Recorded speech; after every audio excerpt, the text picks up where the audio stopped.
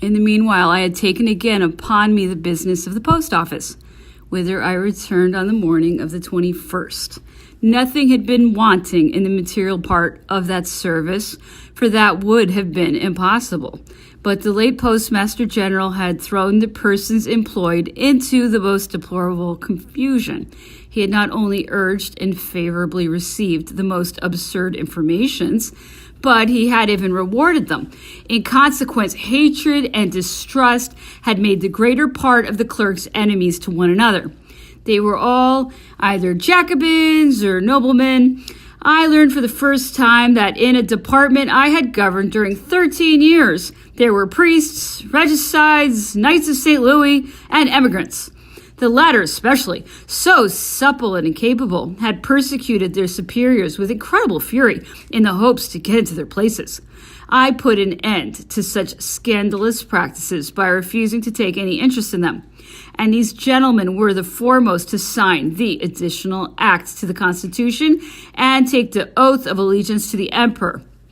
Within 8 days' time, I was perfectly aware of the deep gulf that was opening beneath us.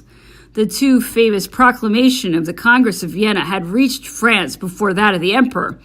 It was impossible to entertain a doubt of its authenticity, and the Emperor, although he did not acknowledge it, was as sensible as anyone that the storm could not be averted.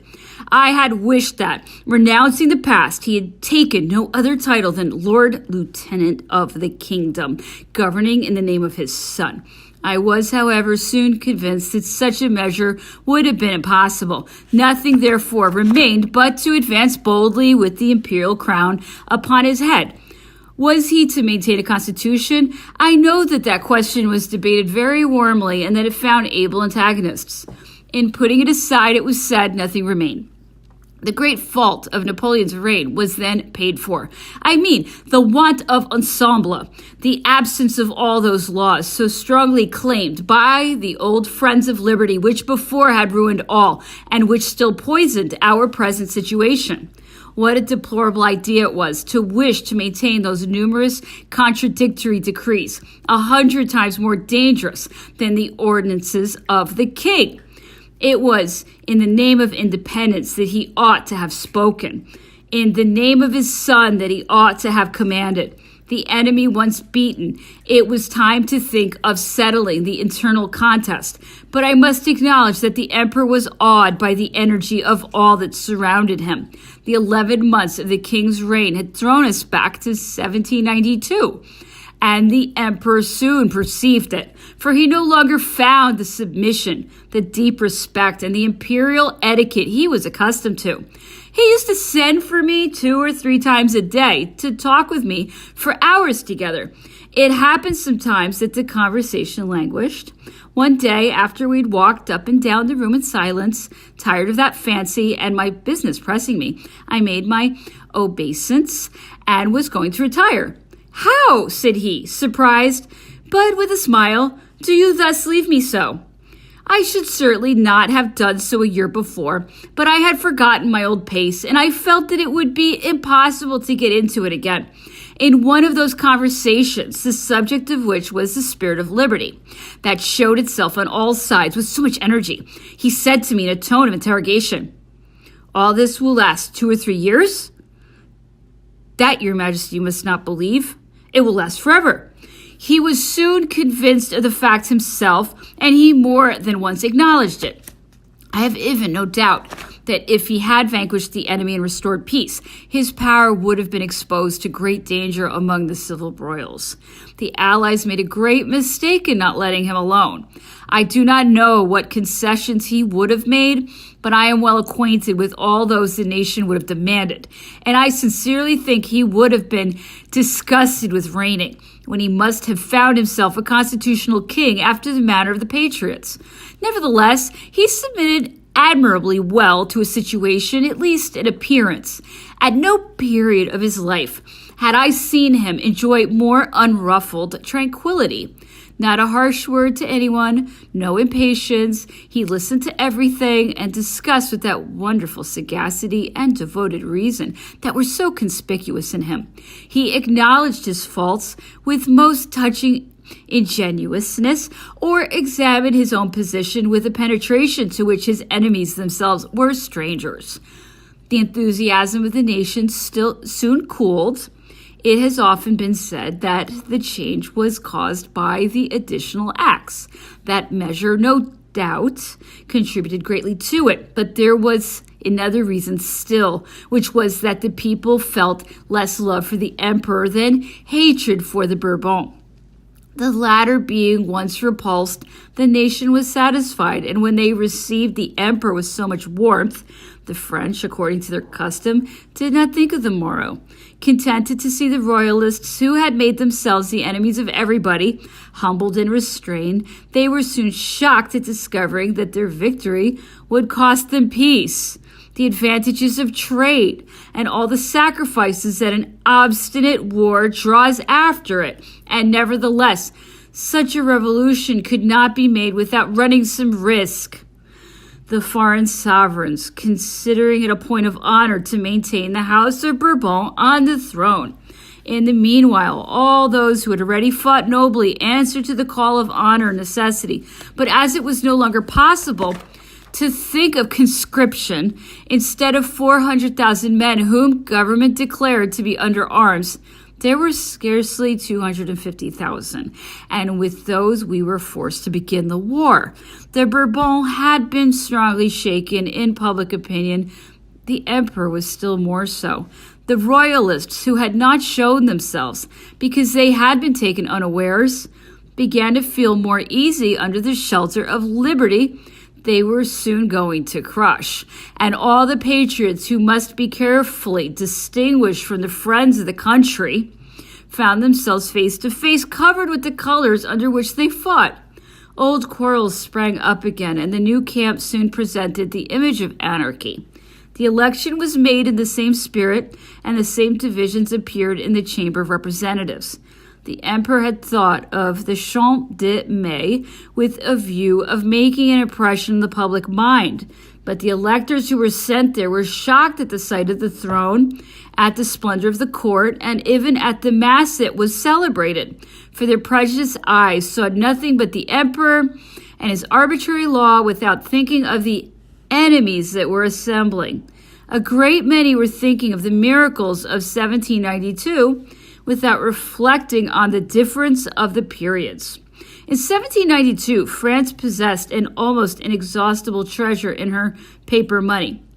She was not embarrassed by a government she had recently destroyed, nor by her interior foes, whom the people had all murdered or put to flight, nor by pretensions, everybody being reduced to the same level. Now the ignorance of war appeared complete.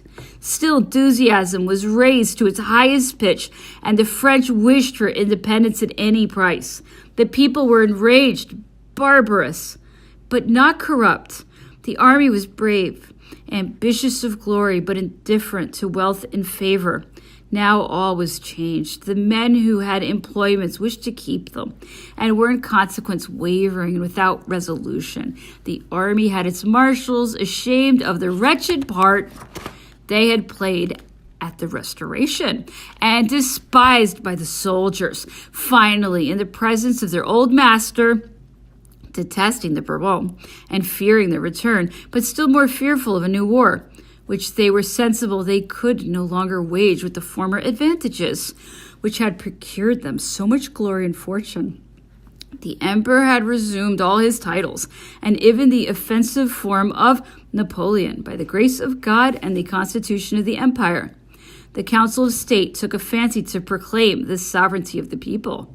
This declaration was not very agreeable to him, but he let it pass. He could no longer dictate laws. I recollect that the day it was signed at the council, I was not at the sitting. When I crossed the section of the interior, the secretary proposed to me to sign it. I did so without even reading it. And meeting Regnault de Saint-Jean d'Angely, I asked him what it was. "It is," replied he, laughing, "an act that compromises you strongly." I was not much perplexed at what he said, but M., to whom I mentioned the circumstance the next morning, told me he had thought proper to sign it too. I appeared surprised that he should have done it, but he told me in confidence, The emperor has not taken it amiss. I then read the paper with attention, and I found, in fact, that it could not have been very pleasing to the sovereign. So that M, instead of doing an act of courage, made only the calculation of a courtier. The fatal division of opinions put in part a stop to the national enthusiasm and extended its influence over all the details of administration. Many prefects were changed. That was an indispensable measure, but among some excellent choices, favor also produced many bad ones. Several young men full of ardor were selected, but who could not inspire much confidence. The reign of the laws was preached everywhere, whilst the commissaries extraordinary of the emperor sent into the departments everywhere dismissed the persons in employment to put in their places either those who had held the situation before them or some who had in former times given proofs of patriotism. These measures not only impeded public business, which so greatly required expedition, but added also greatly to the number of the disaffected. Such changes were undoubtedly necessary, in as far as the chiefs were concerned, who corresponded directly with the ministers. But it was easy to have an eye on the subalterns, and their treasonable practices could not be very dangerous in the beginning. I struggled as long as I could against that fatal system, but without success. To my remonstrances, they always opposed the situation of affairs and the success that had formerly been obtained, chiefly by keeping the friends of the Bourbons out of all public employments. But they did not sufficiently consider that the greatest part of the persons employed by government were not traitors, but weak men, whose chief aim was to keep their situations, who wished in some degree well to the emperor, prayed for his success, but feared above all things a defeat. I spoke to the emperor of the harm his emissaries did. He answered, "I want a victory. I can do nothing before that. I am perhaps the only man in the empire who is cool, and still I cannot give the impulse everywhere and direct all motions." He could not even repulse his enemies. So far was his position changed. A few days after his arrival, General Bourmont presented himself at his levee. He was in full regimentals, and although he had placed himself in the first rank, the emperor went by without stopping and without looking at him. He was not disheartened and came back 3 days successively. I soon learned that he had obtained the command of a division in the Grand Army. I expressed my surprise and asked with indignation who had achieved such a masterpiece. "I," answered Bedoyer, turning around. "I pledged myself for him. He is a good officer who loves only his country. He will fight well and serve faithfully." "I wish it may be so," was all the reply I made when I saw Bedoyer again after he had returned from the campaign. I spoke to him of his protégé. What could he do, he observed. His father had been arrested in the Vendée. A fine excuse indeed. Could he not have solicited the emperor to set him at liberty, who would certainly not have refused him? And besides, was that a sufficient motive to betray his country and the sovereign he had acknowledged? Napoleon had undoubtedly expected that the empress and his son would be restored to him. He had at least published his wishes as a certainty, and it was in fact the worst thing the Emperor of Austria could have done. His hope was, however, soon destroyed. About a month after his arrival, the Duc de Vicenza Caulaincourt called upon me and presented to me a letter without address, which a courier just arrived from Vienna had delivered to him among several others, saying that it had been sent to him by Monsieur de Blanc, who had not dared to put the direction on it. I was not intimate enough with Monsieur de Blanc to suppose he could have written to me, so I refused to take the letter. Caulaincourt said, "Be not too hasty. I am convinced it is for you. You would perhaps do well to open it, for if you persist, I shall give it to the emperor." "You may do so," I replied. "I have no interests in Vienna, and I wish the emperor may read it." In the evening, I was summoned to the palace. I found the emperor in a dimly lighted closet, warming himself in a corner of the fireplace and appearing to suffer already from the complaint which never afterwards left him. "Here is a letter," he said, "which the courier from Vienna says is meant for you. Read it." On first casting my eyes on the letter, I thought I knew the handwriting of blank, but as it was long, I read it slowly and came at last to the principal object. The writer said that we ought not to reckon upon the Empress, as she did not even attempt to conceal her hatred of the Emperor, and was disposed to approve of all the measures that could be taken against him, that her return was not to be thought of, as she herself would raise the greatest obstacles in the way of it, in case it should be proposed. Finally, that it was not possible for him to dissemble his indignation, that the Empress, wholly enamored of blank, did not even take pains to hide her ridiculous partiality for that man, who had made himself master of her mind as well as of her person. The handwriting of the letter was disguised, yet not so much but that I was able to discover whose it was. I found, however, in the manner in which the secret was expressed, a warmth of zeal and a picturesque style that did not belong to the author of the letter. While reading it, I all of a sudden suspected it was a counterfeit and intended to mislead the Emperor. I communicated my idea to him, and the danger I perceived in this fraud. As I grew more and more animated, I found plausible reasons enough to throw the Emperor himself into some uncertainty. How is it possible, I said, that blank should have been imprudent enough to write such things to me, who am not his friend, and who have had so little connection with him? How can one suppose that the Empress should forget herself in such circumstances so far as to manifest hatred to you, and still more to cast herself away upon a man who undoubtedly still possesses some power to please, but who is no longer young, whose face is disfigured, and whose person altogether has nothing agreeable in it? But, answered the Emperor, blank is attached to me, and though he's not your friend, the postscript sufficiently explains the motive of the confidence he places in you. The following words were, in fact, written at the bottom of the letter. I do not think you ought to mention the truth to the Emperor, but make whatever use of it you think proper. I persisted, however, in maintaining that the letter was a counterfeit. And the Emperor then said to me, go to Caulaincourt. He possesses a great many others of the same handwriting. Let the comparison decide your opinion and mine. I went to Caulaincourt, who said eagerly to me, I am sure the letter is from blank. I have not the least doubt of the truth of the particulars it contains. The best thing the Emperor can do is be comforted. There is nothing to be expected from that side. So sad a discovery was very painful to the Emperor, for he was sincerely attached to the Empress, and still hoped again to see his son, whom he loved most tenderly. Fouché had been far from wishing the return of the Emperor. He was long tired of obeying, and had besides undertaken another plan, which Napoleon's arrival had broken off. I shall perhaps resume this part of his history another time. I suppress it at present without any scruple, because it has nothing to do with mine. The Emperor, however, put him again at the head of the police, because Savary was worn out in that employment, and a skillful man was wanted there. Fouché accepted the office, but without giving up his plan of deposing the Emperor to put in his place either a son or a sort of republic with a president.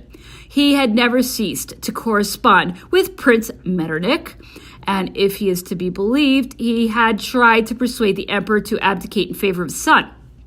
That was also my opinion. But coming from such a quarter, the advice was not without danger for the person to whom it was given. Besides, that advice having been rejected, it was the duty of the minister either to think no more of his plan or to resign his office. Fouché, however, remained in the cabinet and continued his correspondence. The Emperor, who placed but little confidence in him, kept a careful eye upon him. One evening, the Emperor had a great deal of company at the Élysée. He told me not to go home because he wished to speak to me.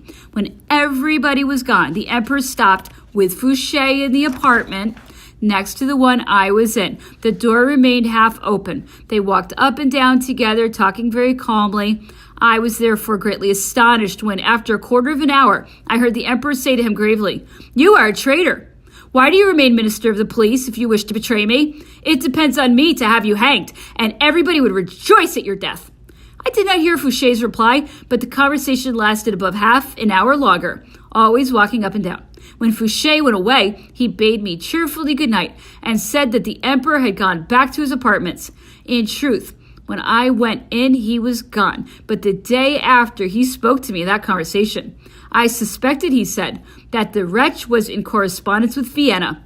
I have had a banker's clerk arrested on his return from that city. He has acknowledged that he brought a letter for Fouché from Metternich, and that the answer was to be sent at a fixed time to Bâle, where a man was to wait for the bearer on a bridge. I sent for Fouché a few days ago and kept him 3 hours long in my garden, hoping that in the course of a friendly conversation he would mention that letter to me. But he said nothing. At last, yesterday evening, I myself opened the subject. Here the emperor repeated to me the words I had heard the night before. You are a traitor, etc. He acknowledged, in fact, continued the emperor, that he had received such a letter, but that it was not signed and that he had looked upon it as a mystification. He showed it to me. Now that letter was evidently an answer in which the writer declared over again that he would listen to nothing more concerning the emperor, but that his person accepted, it would be easy to agree to all the rest. I expected that the emperor would conclude his narrative by expressing his anger against Fouché, but our conversation turned on some other subject, and he talked no more of him. 2 days afterwards, I went to Fouché to solicit the return to Paris of an officer of musketeers who had been banished far from his family. I found him at breakfast and sat down next to him. Facing him sat a stranger. Do you see this man? He said to me, pointing with his spoon to the stranger. He is an aristocrat, a Bourbonite, a Chouin. It is the Abbé M., one of the editors of the Journal des Débats, the Journal of Debates, a sworn enemy to Napoleon, a fanatic, partisan of the Bourbon. He is one of our men.